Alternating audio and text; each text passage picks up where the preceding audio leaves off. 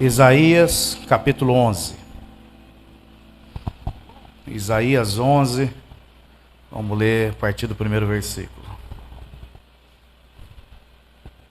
Isaías 11, do 1 ao 5.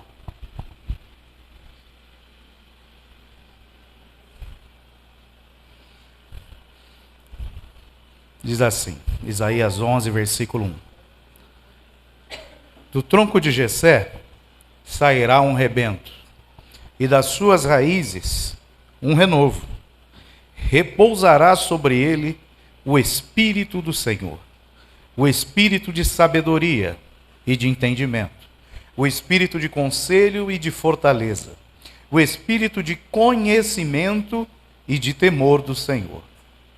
Deleitar-se-á no temor do Senhor, não julgará segundo a vista dos seus olhos, nem repreenderá segundo o ouvir dos seus ouvidos, mas julgará com justiça os pobres e decidirá com equidade a favor dos mansos da terra.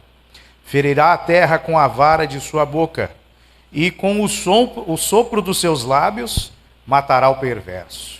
A justiça será o cinto dos seus lombos, e a fidelidade o cinto dos seus rins. Até aqui. Bendito e maravilhoso Deus, exaltamos, engrandecemos ao teu nome, Senhor. Pedimos agora a ajuda do teu Espírito Santo, para que possamos, Senhor Deus, compreender, papai, com profundidade, Senhor, a tua palavra. Que o teu Espírito de sabedoria, de entendimento, de conhecimento, Senhor, esteja sobre nós agora, Pai. Para que nós não saiamos daqui vazios, mas que nós possamos ouvir, entender, compreender, guardar, esconder e o mais importante, Senhor, praticar a tua palavra. Porque somente através da prática, Senhor, é que nós podemos ser imitadores de Cristo e podemos refletir a tua glória através das nossas vidas em meio às trevas e escuridão que nos cercam, papai. Nos ajuda para que nós não venhamos ficar apenas no ouvir, mas que nós possamos praticar, Senhor Deus, a tua palavra com alegria, não com peso, Senhor Deus. Nos ajuda, Senhor. Pedimos também, papai, retira toda a distração, tudo aquilo que vem para roubar a tua preciosa semente, Senhor, do nosso coração, que é a boa terra, papai. Glorifica teu nome no nosso meio. É o que nós te pedimos em nome do Senhor Jesus. Amém. Glória a Deus. Do trono de Jessé sairá um rebento, e das suas raízes um renovo. Esse texto ele tem várias aplicações. Ele tem uma aplicação apocalíptica, vamos assim falar, né? Escatológica. Ele tem uma aplicação profética, através dos reis, profetas e juízes que foram levantados ali no meio do povo de Israel.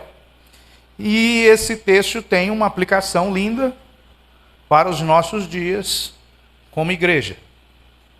Então nós temos que mergulhar um pouquinho aqui para conseguir trazer o entendimento, para que nós possamos pôr em prática. Ele começa falando nesse versículo 1 sobre um tronco, o tronco de Jessé. E desse tronco vai sair um rebento, né? Ou seja, vai brotar algo novo, haverá um renovo, ele fala aí. Então o que isso quer dizer? Quer dizer que isso aqui já foi uma árvore, ela foi cortada e o que sobrou foi um tronco. Acho que todos aqui já viram o tronco de uma árvore, né? Eu já tive o prazer de cortar uma árvore e deixar só o tronco dela. Eu estava com a mão já condenada pelo médico, as duas, túnel do carpo severo, tinha que fazer cirurgia nas duas mãos. Não conseguia segurar um prato, o prato caía no chão. Aí aprendi uma tal de oração de 3 horas da manhã, falaram que funcionava. Também um negócio de descobrir qual é o nome da enfermidade e começar a expulsar ela da sua vida, funciona. Aí eu achando que ainda estava ruim, o rapaz estava lá cortando a árvore, fui lá oferecer ajuda, peguei o machado, ajudei ele a cortando, e você não corta simplesmente o tronco, você vai cortando os troncos de cima, vai tirando, para depois chegar e cortar o meio. Aí depois que acabou, ele virou para mim e falou, ué, você não ia precisar fazer cirurgia nas duas mãos? Eu falei, é mesmo, né? Eu nem marquei com o médico ainda. Ele falou, acho que você não vai precisar mais não, pô, você cortou a árvore. Aí está mais de 1 hora batendo aqui comigo e não foi. Então o tronco, vamos falar assim, é algo que foi destruído, assim como a nação de Israel. É algo que foi cortado porque não estava dando frutos.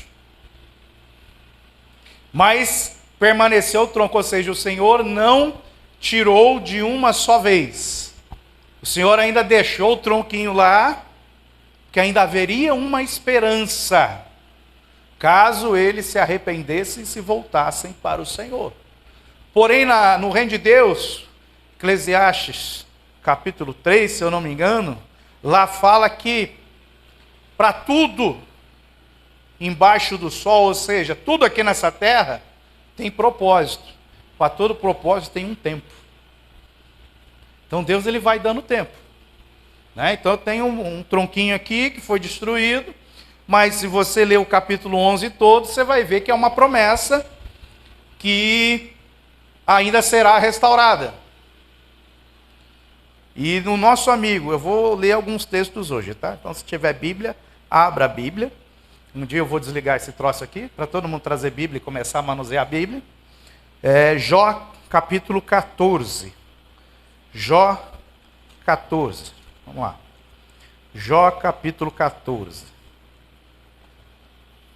Jó 14, versículos 7 ao 9, ou melhor, versos 7 ao 9 diz assim: Porque há esperança para a árvore, pois, mesmo cortada, ainda se renovará, e não cessarão os seus rebentos. Então Jó profetizando o que Isaías está falando que ainda vai acontecer. Porque na época de Isaías não tinha acontecido. Na época de Isaías, Israel estava lá detonado, destruído, já próximo a ir para o cativeiro. Porque não guardaram os anos sabáticos. Né? A gente fala que tem o sábado, né? Que é o dia sabático. Mas eles vão pagar um preço enorme porque não guardaram o ano sabático. E o ano sabático nada mais é do que o dízimo do Senhor. Tá? Então, porque há esperança para essa árvore, para esse tronco de Jessé que foi cortado. Quando Deus faz a promessa para Davi, que da sua descendência nunca faltaria um rei, trono, Deus é fiel para cumprir. Porém, quando a gente chega lá em Jeremias 22, mais ou menos, você vai ver Jeremias soltando uma profecia de que toda a linhagem de Davi seria amaldiçoada, pobre, iam ser miseráveis. Por quê? Por causa dos pecados do filho de Davi, e por causa dos pecados que Davi cometeu ainda em vida, que estavam passando de geração em geração. E Deus permitiu isso, ou seja, Davi morreu, passou para Salomão, Salomão se prostituiu com muitas mulheres, começou a adorar várias entidades demoníacas, e quando ele morre, o seu filho vem e divide o reino. Ou seja, a desgraça vem, e Jeremias profetiza que essa linhagem de Davi que vinha de Salomão seria uma linhagem maldita. E ela foi maldita por várias gerações. Aí quando você vai ler um pouquinho mais a fundo os 5 primeiros livros da Bíblia, os Pentateuco aí que chama, você vai perceber que existe uma maldição, e essa maldição ela percorre gerações. Existiu a maldição de Ruth, a moabita. Era uma maldição que duraria por 10 gerações. A Ruth era a 11ª. E ela acabou entrando na genealogia de Jesus. Então tem muitas coisas que estão escritas lá atrás, nesse tal de Pentateuco, que nós vamos vendo ele se cumprindo ao longo da Bíblia. Então, uma dessas maldições que estavam sobre Davi, foram se contando lá as gerações. Por isso que você vai ver lá em Mateus capítulo 1, quando vai se falar de genealogia, ele começa assim, ó, versículo 17. De sorte que todas as gerações, desde Abraão até Davi, são 14. Desde Davi até o exílio na Babilônia, são 14. E desde o exílio da Babilônia até Cristo, são 14. Tem uma profecia lá atrás, no Pentateuco, falando que uma determinada maldição duraria 14 gerações. Então tem muitas coisas que a gente lê passa batido, mas elas vão se cumprindo ao longo da Bíblia, né? Então, quando essa profecia foi proferida por Jeremias, ela percorreu até o nascimento de Cristo. Que você viu ali, 14 gerações, foi percorrendo de Davi até lá, 2 vezes 14 gerações, né? Que na verdade são 14. Porque quando a gente faz o cálculo das semanas de Daniel, essas 14 gerações, elas caem pela metade no cálculo. Mas isso aí já é outros 500. Então, quando Jesus nasce pobre. O papai dele, né, pelo menos o que assumiu o filho, José, não tinha dinheiro, nem Maria. Por causa dessa profecia, dessa maldição que veio carregando na genealogia de Davi até chegar ao nascimento de Cristo. Precisou lá os magos vir do Oriente, né, os reis magos vir do Oriente, para trazer ouro, para eles conseguirem fazer a viagem para o Egito, ficarem lá até morrer Herodes, e depois voltar do Egito ainda. Então, precisou de dinheiro para toda essa logística que foi feita, o tempo que ele ficou lá, que não foi um tempo curto. Então nós temos que entender que quando uma palavra profética é lançada na Bíblia, ela se cumpre. Ela não volta vazia. E isso aconteceu com Davi. Então quando Isaías está falando, profetizando, e Isaías ali é quase que conterrâneo, vamos falar assim, de Jeremias, quase jogaram bola junto. Quando eles estão falando isso, ele está falando, ó, Jeremias está falando, vai vir uma maldição sobre a linhagem de Davi. Aí Isaías está falando, tá, essa maldição vai derrubar a árvore, mas não vai destruir o tronco, ainda vai ficar o tronco com as raízes.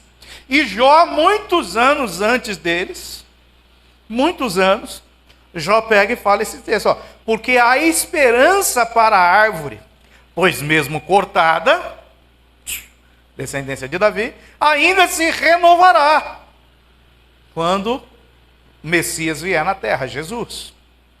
E não cessarão os seus rebentos. Quem são os rebentos de Jesus? Igreja. Então Jó muito antes já estava deixando claro o que os profetas, às vezes quase 1000 e poucos anos depois, inspirados pelo Espírito Santo, começaram a falar. Então, se você juntar tudo, você vai ver que faz uma harmonia perfeita. E ele fala assim, ó, se envelhecer na terra a sua raiz, e no chão morrer o seu tronco, ou seja, vai chegar ao ponto de envelhecer, até de morrer, e já morreu milhões, né, do povo de Israel. Se isso acontecer, olha o que ele fala, ó. Verso 9. Ao cheiro das águas brotará e dará ramos com a planta nova. Aí quando eu volto lá de novo, para Mateus, e vou olhando a genealogia de Jesus, ele fala assim, ó, no verso 16, né? E Jacó gerou a José. Isso aqui não é o Jacó lá de trás não, tá? E Jacó gerou a José, marido de Maria, da qual nasceu Jesus, que se chama Cristo. Ou seja, não foi José que gerou Jesus. Porém, se você continuar a leitura, No 18, ora, o nascimento de Jesus Cristo foi assim, estando Maria, sua mãe, desposada com José, sem que estivesse antes coabitado, achou-se grávida pelo Espírito Santo. Ou seja, Jesus foi gerado pelo Espírito Santo. E o que o nosso amigo Jó está falando? Que ao cheiro das águas, aquele tronco já morto viverá novamente. Ou seja, Israel estava morto, aí veio só o cheirinho, só o gostinho da água, que durou 3 anos e meio, e reviveu. E quando reviveu, começou a nascer os novos rebentos que ele fala aí, que trouxe renovo, que é João 15, né? A oliveira verdadeira, não deu fruto, corta, arranca, e os outros são enxertados nela. Somos nós. Então, é uma profecia que você vai cruzando, vai juntando, para conseguir entender o que o Espírito Santo quer falar. Então, quando ele fala o cheiro da água, o cheiro das águas, que traz vida até mesmo para um tronco e para uma raiz que já está morta e condenada, que é o que nós chamamos de poder da ressurreição, é o verso 2 de Isaías 11. Esse é o cheiro das águas. Vamos lá, o que é o cheiro das águas? Repousará sobre ele o Espírito do Senhor, o Espírito de sabedoria e de entendimento, o Espírito de conselho e de fortaleza, o Espírito de conhecimento e de temor do Senhor. Ou seja, quando o Espírito Santo vem, mesmo que o tronco esteja morto, ele vai reviver. O Espírito Santo de Deus tem poder para trazer a vida para um tronco, para uma raiz que está morta. Ou seja, o Espírito Santo, ele costuma trabalhar com os improváveis. Nesse caso aqui, eu posso fazer aí vamos falar assim, uma simbologia, uma alegoria, para aquele crente que desviou da igreja. Porque ontem a irmã ela se falou aqui, a gente estava falando de crente, mas falou de crente que não era convertido. Então tem uma diferença, você tem o crente que é convertido e tem o crente que não é convertido. Porque o diabo é um crente, muito crente ainda, crente a ponto de estremecer diante do Senhor, porém ele não é convertido. E tem um monte que são seguidores dele, são crentes, mas não são convertidos. Então, quando nós vamos mergulhar um pouquinho no entendimento, e percebemos que uma pessoa, ela sai da presença do Senhor, ela se desvia da presença do Senhor por algum motivo, e o que a gente vê aí, 99% dos desviados, é por causa de homens, porque o pastor fez alguma coisa, porque a irmã falou alguma coisa, porque viu isso, viu aquilo, não gostei e sai fora da igreja. Esses são os troncos, as árvores que foram cortadas, que muitas vezes estão envelhecendo e quase morrendo, ou às vezes já morreu espiritualmente. E o que Jó está falando é que se vier só o cheiro da água, não precisa nem molhar, se vier só o cheiro, esse tronco velho, morto, volta à vida. Então o Espírito Santo de Deus, ele tem poder para trazer a vida. E assim, de acordo com a ciência, o nosso corpo aí é 60%, 70% de água. Nós temos muita água em nós. Por quê? Porque quando você aceita Jesus e se converte de verdade, e busca profundidade no relacionamento com Ele, você vai começar a ser cheio do Espírito Santo. E quando ele usa vamos falar assim, esses tipos de palavras para falar do Espírito Santo em nós, quando ele fala, você vai ser cheio do Espírito Santo, não vos embriagueis com vinho, blá blá blá, mas enchei-vos do Espírito. Então ele está falando que eu sou um compartimento, vamos falar na linguagem pentecostal, eu sou um vaso, aleluia, e o vaso precisa ser cheio. Mas ele vai ser cheio com o quê? João 2 fala, pega as talhas, enchem de água. Então a tipologia, o que a Bíblia está falando com essa forma de linguagem, é que nós somos um vaso que precisamos ser cheios de água. O que é essa água? Espírito Santo de Deus. Ok? Estou tentando montar uma linha de raciocínio aqui para você entender. Aí se você já faz parte mesmo do mundo espiritual, de Jesus Cristo, você está cheio do Espírito Santo, quer dizer que você está cheio de água.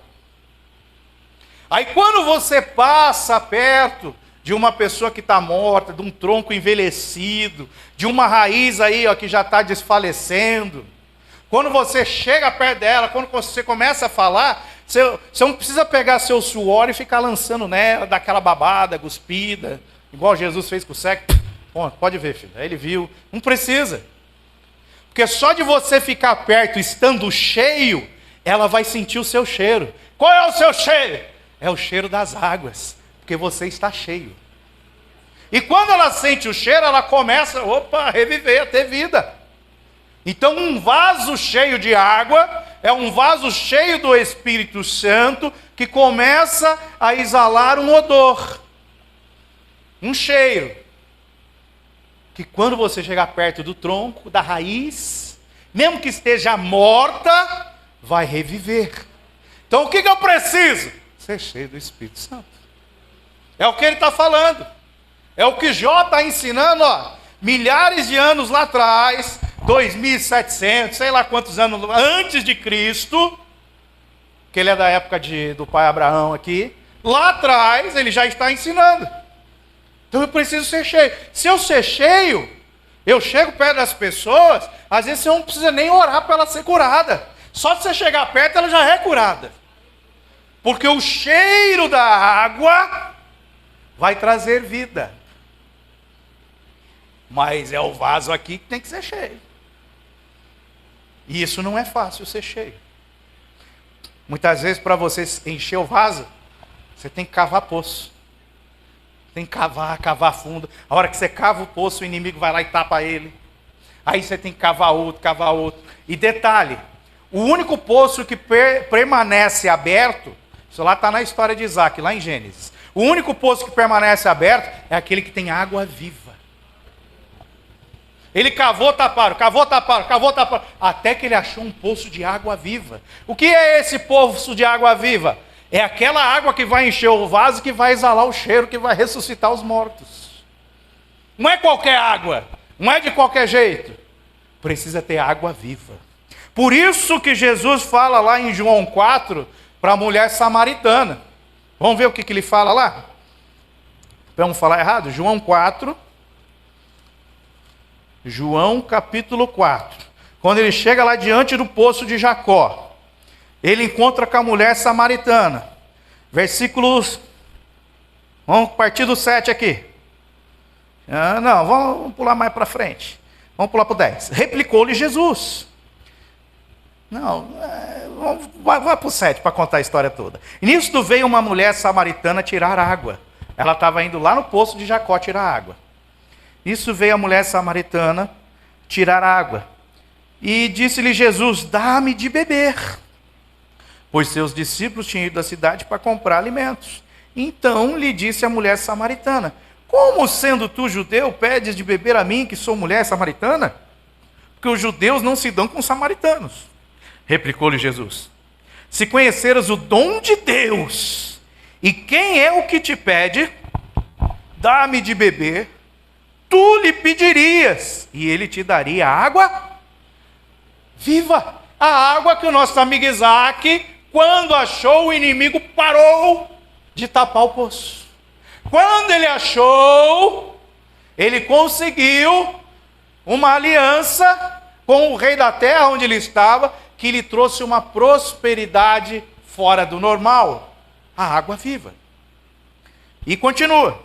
Respondeu-lhe ela, Senhor, tu não tens com o que atirar, e o poço é fundo, onde, pois, tem a água viva? Porque tem gente que quer fazer pela força do braço. Nossa luta não é contra carne nem sangue. A nossa luta não é contra o Supremo Tribunal Federal. Não. Nossa luta é contra principados, potestades, hostes malignas. Aí eu não preciso de balde, porque eu só venço essa luta com água viva. Não tem outra forma.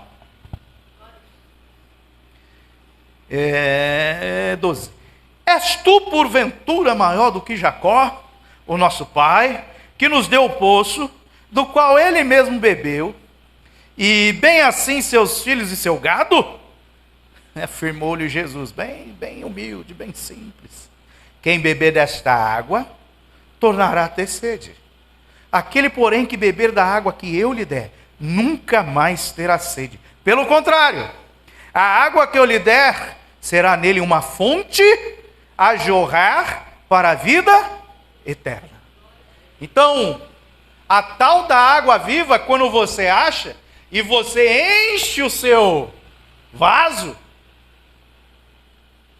ela começa a jorrar de dentro de você. Bom, imagina, se eu pegar aqui a água e começar a jogar, vai molhar alguém perto. Se molhar, é vida eterna. Se sentir o cheiro, é ressurreição. O negócio é mais profundo que a gente pensa. Quando Jó está falando, ele está falando de algo que só foi ter o entendimento quando Jesus Cristo foi glorificado e subiu ao céu e enviou o Espírito Santo sobre a igreja. E tem muitas coisas ainda na palavra que vão ser reveladas pelo Espírito. Não foi ainda totalmente revelado porque não tem quem busque. Não são todos que têm sede de pegar a profundidade da palavra, de ir mais a fundo, de ser ensinado pelo Espírito Santo de Deus. Muitos já alcançaram várias revelações da palavra. Outros vão ser eternos ouvintes dela, porque não tem sede. Porque quem beber daquela fonte, nunca mais vai ter sede. Porque vai descobrir o caminho. Quem descobre o caminho, toda hora está ali. Não tem para onde correr. É muito simples.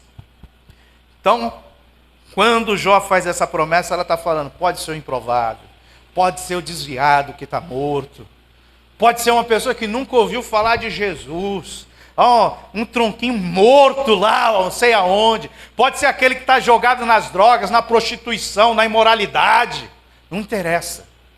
Quando sentir o cheiro das águas, vai começar a brotar os renovos. E o que precisa ser feito? Precisa cuidar, precisa regar, precisa adubar, que o Espírito Santo ele vem com o seu cheirinho da vida. Cabe a nós agora cuidar. E lá em Provérbios, vamos agora para Provérbios 11:30. Por que eu vou para Provérbios? Porque quando eu chego nesse Isaías 11, ele começa a falar de 7 espíritos. Tem um monte de discussão teológica em cima disso aí. Que não é 7 espíritos, mas é 7 manifestação do Espírito Santo de Deus. Não interessa. Aqui está escrito 7 espíritos, vamos ficar, repousará sobre ele o Espírito do Senhor. O Espírito de sabedoria e entendimento. O Espírito de conselho e fortaleza.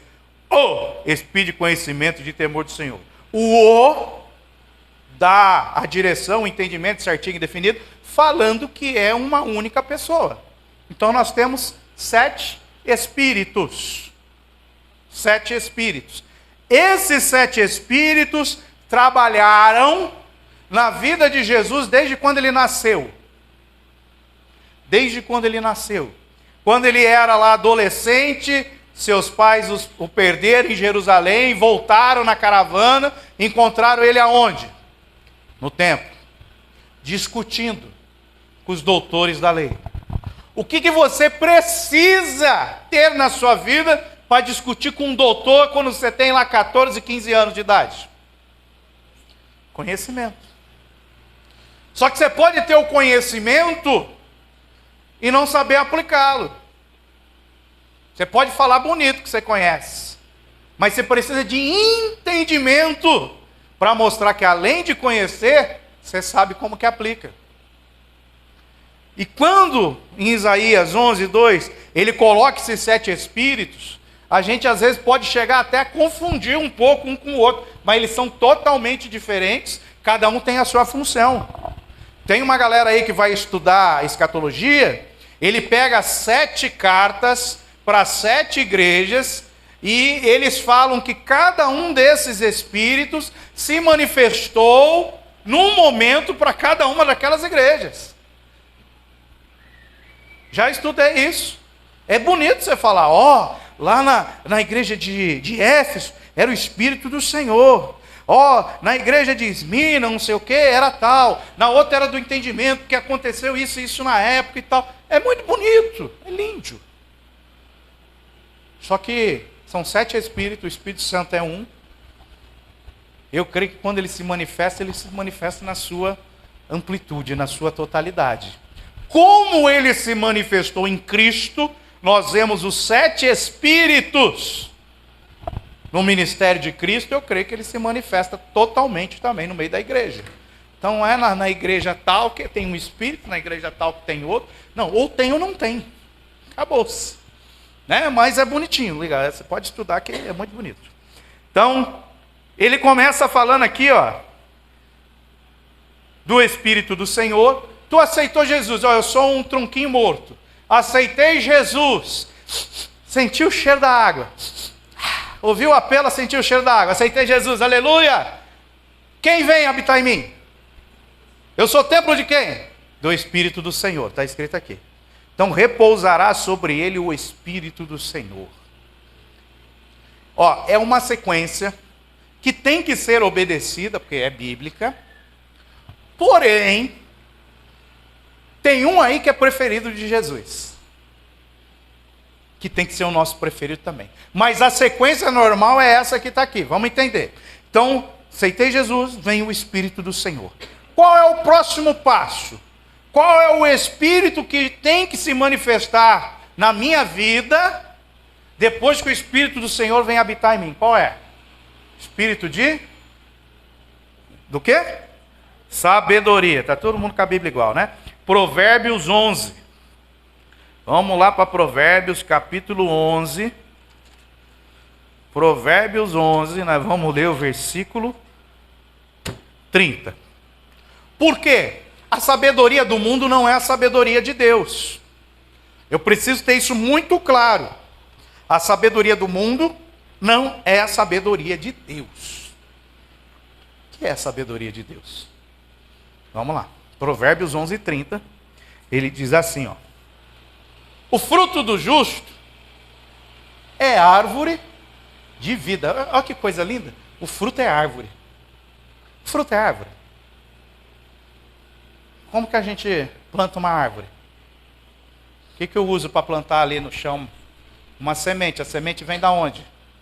Do fruto. Então tá. O fruto do justo é árvore de vida. Vírgula. Olha que coisa linda agora. Olha o que é a sabedoria de Deus. Quer ser sábio? Olha a sabedoria de Deus. É o que ganha almas. E o que ganha almas é sábio. Então você está falando que eu não preciso fazer faculdade, mestrado, pós-graduação, doutorado e mais não sei o quê, passar no concurso público para falar que eu sou sábio? Exatamente. Para você ser sábio, você precisa ganhar almas para Deus. Mas o ganhar almas, como está lá em Cantares 6, não é simplesmente você ganhar uma pessoa e acabou, morreu o processo. O ganhar almas é o processo de uma mãe que ela vai gerar, vai ficar ali 9 meses. Tem alguns tipos aí que passa os meses, né? Até esqueci qual foi o exemplo que deram aqui. Mas passa, às vezes, dependendo do animal, é mais meses. Mas a mãe está gerando ali 9 meses para depois a criança vir ao mundo. Ou seja, ganhar alma é um processo de geração. Então você vai gerar aquilo, você vai orar, você vai jejuar, você vai sentir o desejo ardente de ganhar aquela alma para o Senhor. O mesmo desejo da mulher grávida querer comer coisa que não é para comer de madrugada, que não tem lugar para comprar. Esse desejo tem que ser gerado em nós, e às vezes ele pode durar até um determinado tempo, para que essa alma venha nascer. Quando você vai ler o livro lá do irmão André do Portas Abertas, eles, por anos, eles entravam escondidos, levando Bíblias, na antiga União Soviética, evangelizando escondido. Muitas vezes eles não conseguiam levar a Bíblia, não conseguiam falar de Jesus para ninguém, mas eles iam lá, ficavam num ponto de ônibus, sentado num banco de uma praça, orando e falando: Senhor, esse povo aqui vai ser teu. Esse povo vai ser... Eles ficaram gerando. Mas não foi 9 meses. Foram anos, foram décadas. Até cair a antiga União Soviética e milhões de pessoas lá se entregarem a Cristo. A Albânia é um desses países. Hoje tem muitos missionários lá com igrejas. Por quê? Porque foi gerado por décadas. Esse povo vai ser teu, Senhor. Esse povo foi gerando. Aí nasceu. Quem já teve filho aqui sabe o que é isso. Nasceu seu filho, você vai dar para outro criar? Você simplesmente vai abandonar, deixar na mão de outro e acabou? É assim que faz? Não, se nasceu, o filho é seu, você vai cuidar, você vai ensinar, você vai alimentar, você vai querer ver crescer na vida. É a mesma coisa. Quando você ganha uma alma para Jesus, né, na teoria você teve um esforço, né, você gerou aquela alma até ela nascer, porque no mundo espiritual a Bíblia fala, do jeito que nós pensamos, é. Então eu tenho que pensar que aquela pessoa que é traficante, né, aquele viciado, a pessoa mais ruim do planeta que você imaginar, eu tenho que já pensar, visualizar que ele vai ser um pastor, pregador da palavra. Vai ser um cantor, um ministro, vai estar na casa do Senhor. E não só pensar, e a Bíblia fala, hein? A dúvida é como a nau de um navio. Ela pode, a gente está indo em linha reta, vem a dúvida, ela pode mudar a direção. E uma pequenazinha dúvida pode mudar um navio inteiro, gigante. Então, se eu penso do jeito que eu penso vai acontecer, acabou. Que é a Bíblia que garante, não sou eu. Isso é fé. Então, se eu tenho esse pensamento, se eu gero isso no meu coração, e vai chegar uma hora que vai começar a doer. Já ouviu falar em dores de parto? Quem já teve filho sem cesárea sabe o que é isso. E quem teve com cesárea sabe as dores depois. Essa dor, um momento vai chegar. Quando chegar a dor, o filho nasce.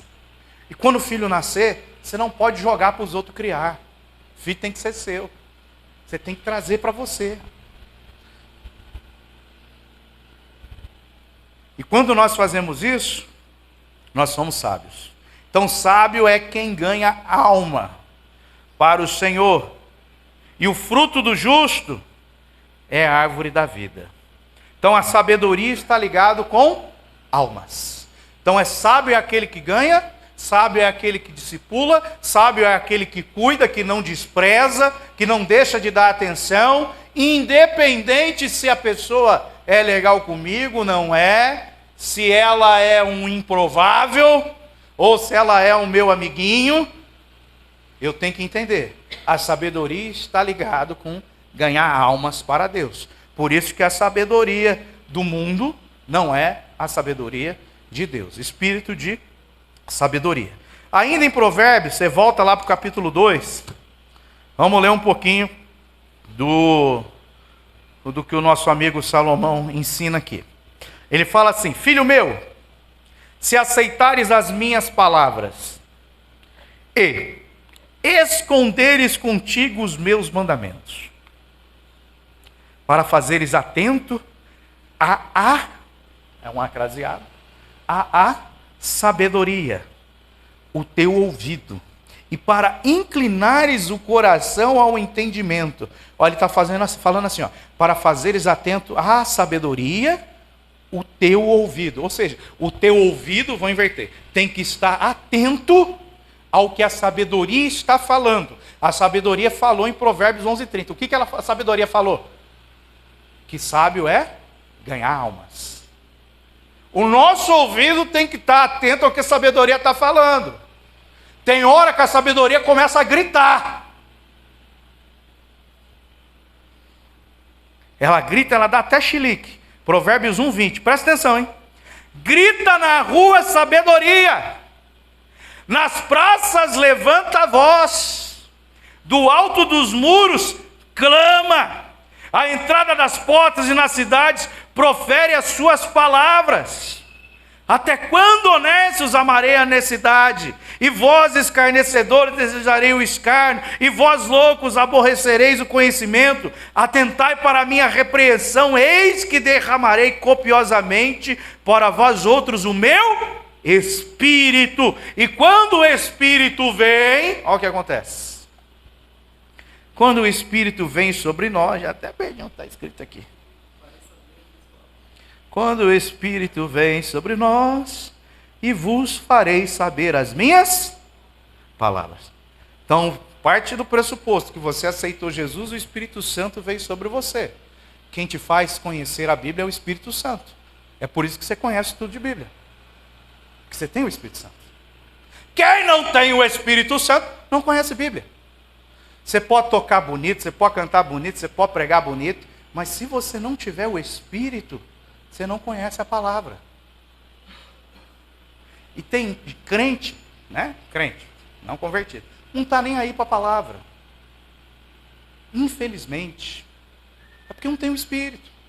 Está indo por força e por violência na presença do Senhor. Está indo porque tem que ir. Porque quem tem o Espírito ama a palavra de Deus. E o amor, não é o amor da novela. É o amor de Deus, é um amor sacrificial. Então você até se sacrifica pela palavra. Olha que coisa linda. Voltei no 2. E para fazeres atento à sabedoria o teu ouvido, que está clamando e gritando. E para inclinares o coração ao entendimento. E se clamares por inteligência, e por entendimento alçares a voz. Se buscares a sabedoria como a prata. Você está percebendo que esses são os espíritos que estão lá em Isaías capítulo 11? Que ele está falando que eu tenho que buscar, que eu tenho que desejar, que eu tenho que pagar um preço. Essa é a parte que eu mais gosto, verso 4. Se buscares a sabedoria como a prata. Vamos falar, o que é a prata hoje? É dinheiro. Então ele está falando assim, ó, se você buscar a sabedoria do jeito que você trabalha para ganhar dinheiro hoje, você está no caminho certo. Que é a sabedoria mesmo? Ganhar almas. Então se você se esforçar, igual você se esforça para trabalhar para ganhar almas, você está no caminho certo. Eu vou continuar lendo o que vai acontecer com a sua vida. E como tesouros escondidos, a procurar. Tem gente que está buscando tesouro, está buscando um monte de coisa, está fazendo investimento, quer ficar rico, quer ganhar, quer fazer não sei o que e tal. Tem uns aí que vai até para outro planeta buscar ouro e essas coisas assim, umas coisas mirambólicas aí e tal. Se você buscar sabedoria, como busca isso, olha o que ele fala, então, entenderás o temor do Senhor. E nós vamos entender o que é o temor do Senhor hoje. E acharás o quê? O conhecimento de Deus. Quem não quer conhecer a Deus? Oséias, fala lá, ó, você tem que conhecer a Deus e continue buscando para conhecer mais a Deus. Foi o que eu falei, tem gente que não está nem aí para a palavra, se não está nem aí para a palavra, quanto mais para conhecer a Deus. E quem não conhecer a Deus, vai viver com Ele eternamente. Ele vai falar, é simples. Quando chegar aquele dia, Ele vai falar assim, não vos conheço. Por quê? Porque você não conhece Ele. Se você não conhece Ele, Ele não te conhece. É simples. Por isso que nós temos que reprogramar nossa mente para os verdadeiros valores que nós temos. Então ele continua lá. Então entenderás o temor do Senhor e acharás o conhecimento de Deus. Porque o Senhor dá a sabedoria. Ó. Ele está falando, se você buscar sabedoria como prata, como ouro, como a coisa mais importante que você tiver na vida, se você buscar ganhar almas como principal, Ele vai te dar sabedoria. Ou seja, Ele vai te dar almas. Mas para isso tem que ser o mais importante. Tem que ser mais importante que trabalho, tem que ser mais importante que dinheiro, tem que ser mais importante do que coisas valiosas que até mesmo roubam o nosso tempo. E da sua boca vem a inteligência e o entendimento. E ele reserva a verdadeira sabedoria para os retos. É escudo para os que caminham na sinceridade, guarda as veredas do juízo e conserva o caminho dos seus santos. Então precisa de santidade para conseguir alcançar os benefícios que Deus deu. Então você está vendo como que funciona esses espíritos, sabedoria, entendimento, conhecimento, de Isaías 11, que é o que tem que funcionar nas nossas vidas. Porque eles se manifestaram durante toda a vida de Jesus Cristo na terra. E a Bíblia manda nós sermos imitadores de Cristo. Então eles têm que se manifestar em nós. Sabedoria, conhecimento, inteligência, fortaleza e assim vai. Vamos entender mais um pouquinho. Ele falou o seguinte, hein? Se eu buscar a sabedoria como prata e como a tesouros escondidos a procurares, então eu vou entender o temor do Senhor. Quando você fala de temor, primeira coisa que vem é medo. Medo. E vão falar assim, eu estou com temor de tal coisa, que você está com grande medo. O temor do Senhor é um pouquinho diferente. Porque ele não dá espírito de medo, ele dá espírito de ousadia. Então o temor do Senhor não é necessariamente um medo que nós estamos acostumados. E nós precisamos aprender o que é o temor do Senhor. A Bíblia ela fala bem clara que o temor do Senhor é o princípio da sabedoria. Então, ele vai encaixando um quebra-cabeças. Então, se eu buscar ganhar almas, eu vou ser sábio. Mas para eu ser sábio, para eu começar a ter sabedoria, eu tenho que ter temor do Senhor. Então, o temor do Senhor é o princípio da sabedoria. Deuteronômio capítulo 14. Deuteronômio capítulo 14, a partir do versículo 22. Deuteronômio 14, 22 fala assim: certamente darás o dízimo. Estou falando agora de temor do Senhor, tá? Certamente darás o dízimo de todo o fruto das tuas sementes, que ano após ano se recolher do campo. E perante o Senhor teu Deus, no lugar que escolher para ali fazer habitar o seu nome, comerás o dízimo do teu cereal, do teu vinho, do teu azeite, primogênito das tuas vagas e das tuas ovelhas. O que ele quer dizer com isso? Uma vez a irmã perguntou assim para mim: pastor, eu posso dar uma primícia para você, uma oferta lá na minha igreja e dar o dízimo para o missionário que está no campo? Eu estou dando para todo mundo aqui, estou distribuindo. Falei, não, está errado. Você tem que dar o dízimo na sua igreja, você tem que dar a primícia para a sua autoridade espiritual e a oferta você dá onde você quiser. Mas por quê? Foi por causa desse texto. Porque aqui quando ele fala que você tem que entregar o dízimo no lugar onde o Senhor escolheu para fazer habitar o seu nome, só tinha um lugar chamado de templo. Era o único lugar onde se poderia oferecer sacrifícios e ofertas. Era o único segundo a lei. Tanto que, os judeus ainda não voltaram a sacrificar animais nos dias de hoje, porque eles não levantaram o terceiro templo ainda. Eles só podem oferecer os sacrifícios quando o templo estiver levantado.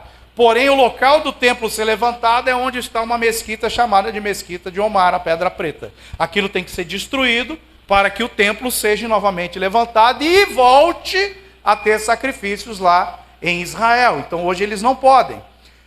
Quando veio a igreja, e a igreja não se deteve ao templo local de Israel, até mesmo porque ele foi destruído, foi-se tendo um entendimento de que aonde os irmãos se juntavam, aonde eles consagravam determinado local para as reuniões, era ali que o Senhor fazia habitar o seu nome.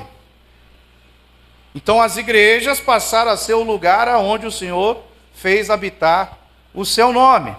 Porque é onde tiver 2 ou 3 reunidos.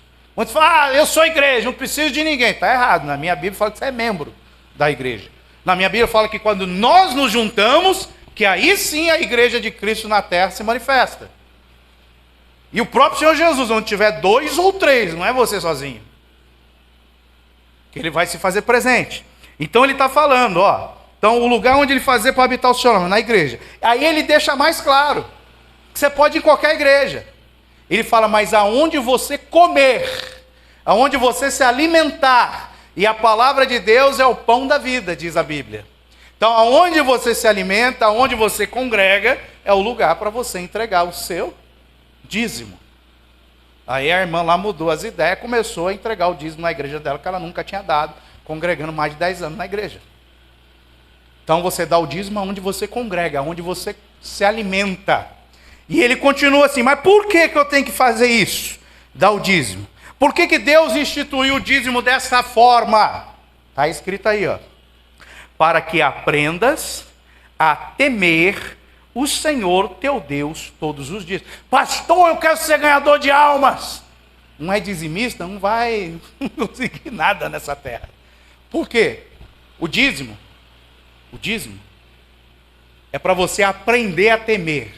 Quando você começar a temer, isso vai ser o princípio da sabedoria.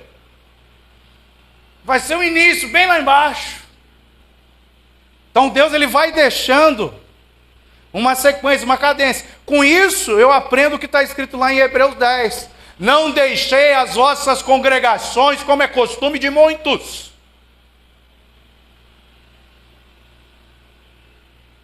Ele vai costurando. Tem gente que vai para outras igrejas, nem avisa pastor, não está nem aí. Está em desobediência, está na Bíblia. Não deixei as vossas congregações. Para você deixar a sua congregação, você tem que ir debaixo de bênção. Por quê? Porque é um exército, é um quartel-general, você entende que é soldado. Aí o soldado, quando vai sair do seu posto, ele tem que comunicar. Não, pastor, mas não era dia de culto aí na igreja. Não interessa. Quando você foi para servir, você foi para servir um exército. Carregar uma bandeira. Você tem autoridade. Você tem as regras do exército. Não deixei as vossas congregações. É Bíblia. Aí as coisas dão errado. As coisas não fluem, não dão certo. Ela já é 10, 15 anos e um sai do mesmo lugar, um sai do buraco, um não consegue ninguém, e não sei o quê. É porque está em desobediência. E desobediência ainda é pecado, o salário do pecado é a morte, e o pecado ainda dá autoridade para demônios. Então eu não posso quebrar nenhuma fase, nenhum princípio, nenhum mandamento, para eu ser bem sucedido. Porque se eu fizer assim, eu vou prosperar. E não é só em dinheiro não, é em todas as áreas da vida. Aí você vai lá para Joel capítulo 1. Vamos lá para Joel agora. Joel capítulo 1. Por quê? Com esses espíritos, esses 7 espíritos, você vai começar a ter um entendimento um pouquinho maior. E olha que coisa linda. Joel capítulo 1, a partir do verso 1, ele fala assim, ó. Palavra do Senhor que foi dirigida a Joel, filho de Petuel. Ouvi isto, vós, velhos, e escutai todos os habitantes da terra. Aconteceu isso em vossos dias? Ou nos dias de vossos pais? Narrai isso a vossos filhos, e vossos filhos o façam a seus filhos, e os filhos destes a outra geração. Ou seja, o versículo 4, é um recado claro que tem que ser passado de geração a geração. Por quê? Porque esse é o princípio do temor ao Senhor. Verso 4. O que deixou o gafanhoto cortador, comeu o gafanhoto migrador. O que deixou o migrador, comeu o gafanhoto devorador. O que deixou o devorador, comeu o gafanhoto destruidor.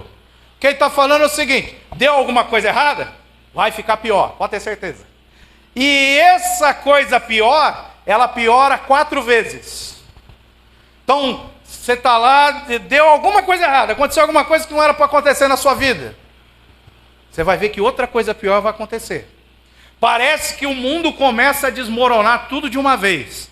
Se preocupa não, ele só piora 4 vezes. Por que que ele desmorona? Porque quando uma coisa dá errado, parece que vem mais um monte de outras coisas erradas junto. Por causa desse texto. Mas esse texto está ligado com o quê? Esse texto está falando que um abismo chama outro abismo, que depois de um gafanhoto vai vir outro pior, eles vão destruir tudo que eles puderem destruir. O gafanhoto você pode botar o nome de demônio também, tá? Por que isso? Aí você vai lá para Malaquias, anda umas paginazinhas para frente. Malaquias capítulo 3. Malaquias capítulo 3. A partir do verso 6. Ele fala assim, ó. Porque eu, o Senhor, não mudo. Nem no Antigo, nem no Novo Testamento, nem antes de ter Bíblia, nem depois, quando tudo se fizer novas todas as coisas. Ele não muda. É o que ele está falando aí. Por isso, vós, ó filhos de Jacó, não sois consumidos. Ou seja, aqueles que têm a promessa não serão consumidos. Pode ficar até o tronco, mas vai vir o cheiro da água e ó, vai fazer reviver. Ele continua: desde os dias de vossos pais, vos desviastes dos meus estatutos e não os guardastes. Tornai-vos para mim, e eu me tornarei para vós outros, diz o Senhor dos Exércitos.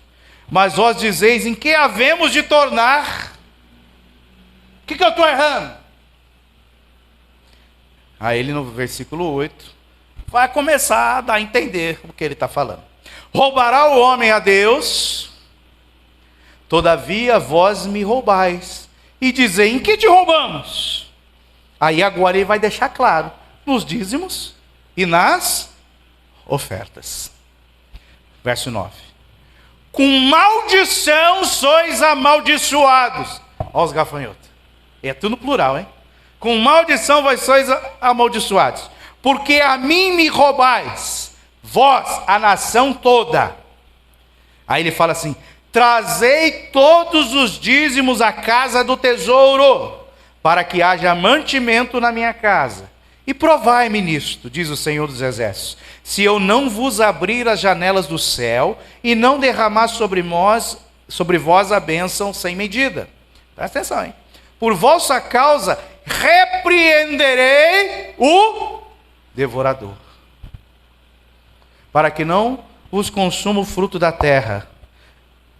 A vossa vide no campo não será estéril, diz o Senhor dos Exércitos. Todas as nações vos chamarão de felizes, porque vós sereis uma terra deleitosa.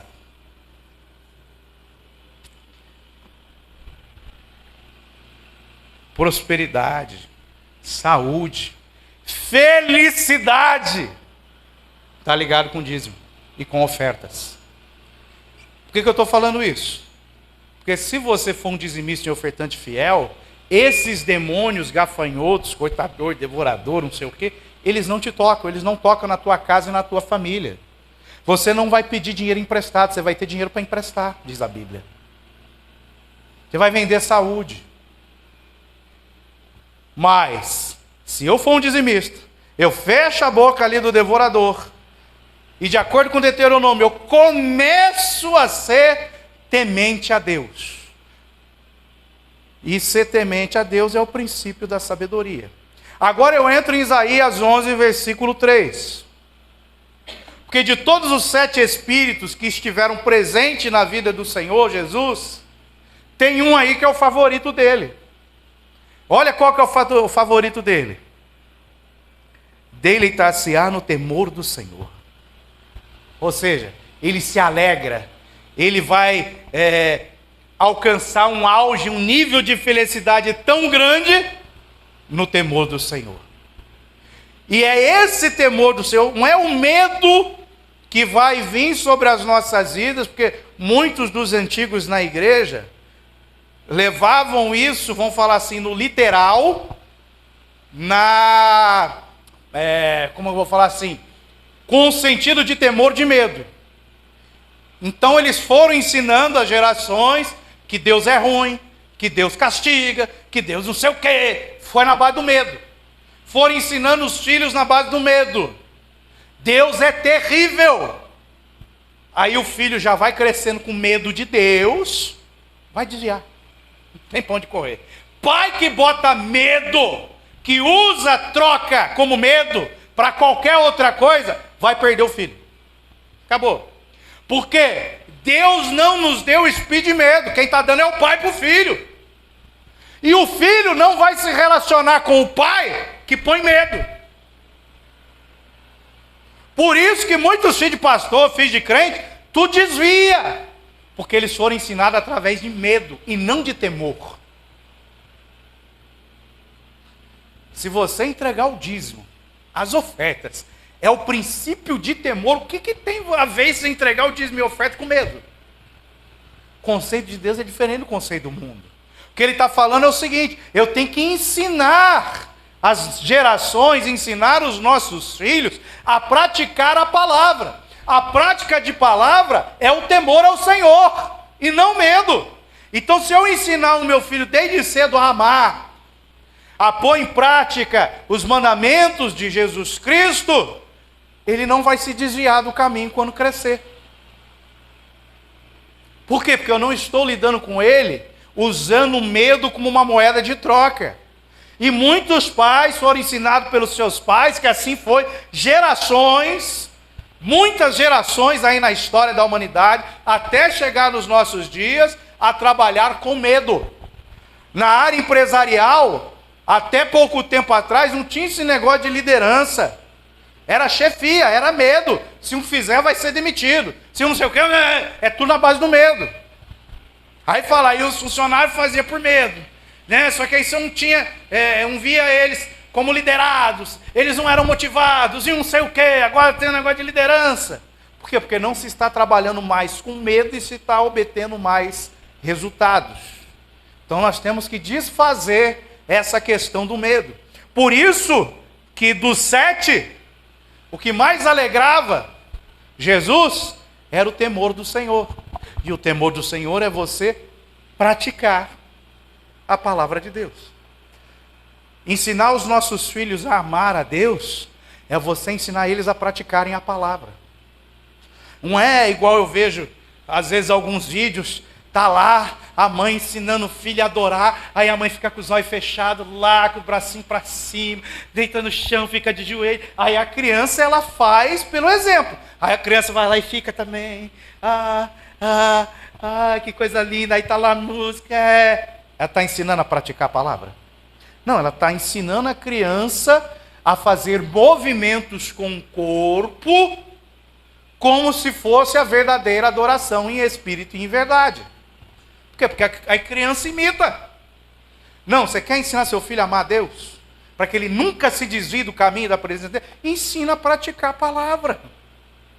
Então, você foi lá, gerou um filho. Sabe a quem ganha a alma? Ganhou a alma. O que você tem que fazer com aquela alma? Para a gente encerrar. Mateus, último capítulo de Mateus, acho que é 28. Vamos ver se é isso. Mateus 28. É o último capítulo. Mateus 28, os últimos versículos, a partir do 18. Você ganhou a alma, ó, ele vai lá, ele fala assim: Jesus, aproximando-se, falou-lhe dizendo: toda autoridade me foi dada no céu e na terra. Ide, uma ordem. Portanto, não é só ir. Quando ele fala o portanto, agora ele vai deixar bem claro. Ide, portanto, fazei discípulos de todas as nações. Então, quando você vai, você tem uma missão. É ganhar a alma. E não é só ganhar a alma. É fazer aquela alma virar um discípulo. Um filho é um discípulo. Vamos continuar. Fazei discípulo de todas as nações, batizando em nome do Pai, do Filho e do Espírito Santo. Então você ganhou a alma, o que você tem que fazer com ela? Você tem o seu filho, o que você tem que fazer com ele? Você vai trabalhar com medo? Não. Você vai ensinar ele a guardar todas as coisas que vos tenho ordenado. Você vai ensinar ele a praticar a palavra. E como que você vai ensinar ele a praticar a palavra? Você vai fazer ele engolir a Bíblia? Não. Você vai pegar alguns princípios, alguns versículos chaves, e vai ensinando todo dia. O livro de Provérbios são 31 capítulos. Você pode pegar um versículo de um capítulo por dia e ensinar para uma pessoa. Ali vai falar que você não pode mentir, você não pode se envolver com a mulher adúltera, que você precisa ter conhecimento, sabedoria, que você não pode desprezar o pobre, que você não pode isso, você não pode aquilo. Lá vai ensinando. Aí você vai ensinando a pessoa que acabou de aceitar Jesus, o seu filho que você gerou, a botar em prática a palavra. Você vai estar ensinando ele a guardar todas essas coisas. O seu relacionamento com ele vai ser diferente. Assim como o relacionamento dele com Deus, que não vai ser através de medo, de ameaças, vai ser diferente. Então, nas nossas mãos, presta atenção, nas nossas mãos está determinado o futuro dos nossos filhos, na forma que eles vão se relacionar com Deus e com as pessoas à sua volta. Então a responsabilidade é grande para quem tem um filho ou para quem gera um filho espiritual. Por isso que não é só gerar e procura uma igreja perto da sua casa e está tudo certo. Não, você gerou o filho, agora você vai cuidar do filho. E para isso, você precisa se deleitar no temor do Senhor. E o temor do Senhor é o que vai fazer você lutar com todas as forças, resistir até o sangue, como diz o apóstolo Paulo, ao pecado. Pastor, será que eu tenho o temor do Senhor? Se você resiste com todas as forças, até derramar sangue de você ao pecado, você tem o temor do Senhor. Você se deleita no temor do Senhor. E todos os outros benefícios, todas as outras recompensas, vão vir por causa disso. Porque você está sendo imitador de Cristo e se deleitando naquilo que Ele se deleitou. Amém? Vamos ficar de pé, vamos.